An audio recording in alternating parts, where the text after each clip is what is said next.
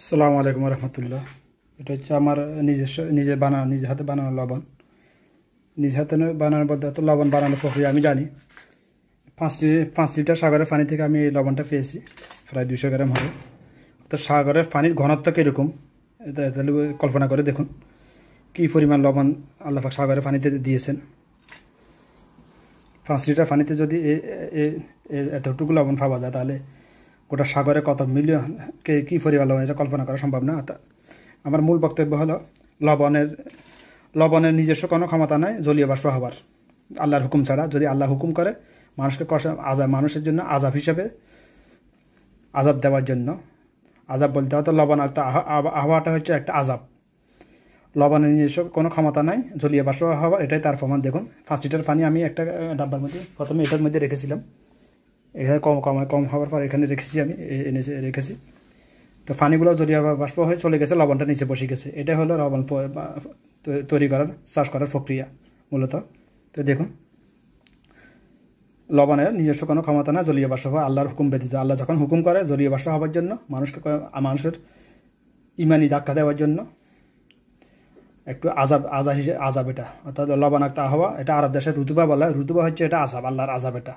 কারণ ঋতুবা মানে বাতাসের সাথে লবণ মিক্স, জলীয় লবণাক্ত আবহাওয়া ঋতুবা মানে এটা হচ্ছে আল্লাহর আযাব।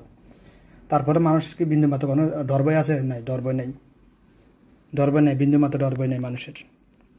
এই যে করোনা নামক এত বড় আযাব, পুরো বিশ্বব্যাপী আযাব, সৃষ্টির শুরু থেকে এ পর্যন্ত দিয়ে নাই আল্লাহ পাক। করোনার মতো নেয় এত বড় আযাব আল্লাহ পাকের গজব পৃথিবীতে নাজিল করে না। আর বাবা আদম থেকে এ পর্যন্ত যত নবী রাসূল কারো জামানায় এত বড় আযাব আল্লাহ পাক নাজিল করে নাই।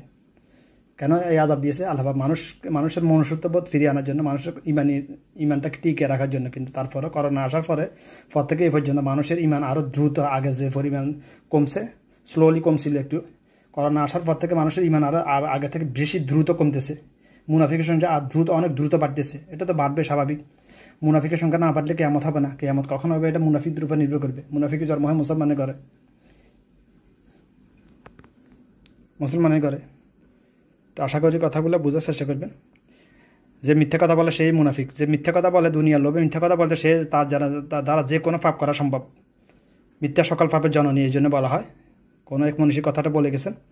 মিথ্যা কথা নিয়ে অ্যানালাইসিস করে আমি যেটা পাইলাম, পৃথিবীতে যত পাপ আছে, মানুষ যদি মুসলমান ঘরে জন্ম নেয়, আদম সন্তানগুলো শুধুমাত্র মিথ্যা কথা বলাকে যদি শুকরের গোস্ত নেয়, যেরকম পৃথিবীর সকল মুসলমান আমাদের আদম সন্তান শুকরের গোস্তকে হারাম মনে করতেছে, এরকম হারাম মনে করে মিথ্যা কথা বলাকে, তাহলে পৃথিবী থেকে অর্থাৎ মুসলিম